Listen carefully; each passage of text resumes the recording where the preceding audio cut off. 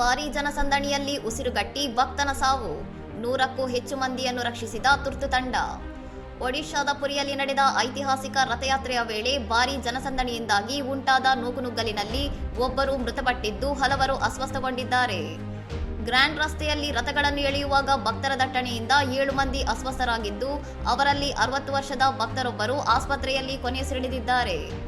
ಇದರೊಂದಿಗೆ ಪ್ರತ್ಯೇಕ ಘಟನೆಯಲ್ಲಿ 35 ವರ್ಷದ ಭಕ್ತರೊಬ್ಬರು ಹೃದಯಾಘಾತದಿಂದ ಸಾವನ್ನಪ್ಪಿದ್ದು, ಮಳೆಯಿಂದ ಉಂಟಾದ ಅನಾರೋಗ್ಯದಿಂದಲೂ ಹಲವರು ಚಿಕಿತ್ಸೆ ಪಡೆದಿದ್ದಾರೆ.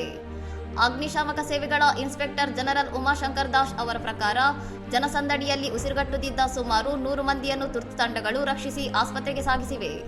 ಸಾವಿನ ಬಗ್ಗೆ ಮಾಜಿ ಮುಖ್ಯಮಂತ್ರಿ ನವೀನ್ ಪಟ್ನಾಯಕ್ ದುಃಖ ವ್ಯಕ್ತಪಡಿಸಿದ್ದು, ಮೃತರ ಆತ್ಮಕ್ಕೆ ಶಾಂತಿ ಕೋರಿ ಗಾಯಾಳುಗಳ ಶೀಘ್ರ ಚೇತರಿಕೆಗೆ ಪ್ರಾರ್ಥಿಸುತ್ತಿದ್ದಾರೆ.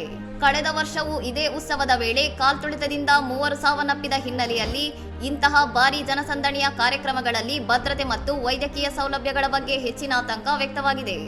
ಇನ್ನಷ್ಟು ಸುದ್ದಿಗಳಿಗಾಗಿ ನೋಡ್ತಾ ಇರಿ ಸೌರಂ ಟಿವಿ.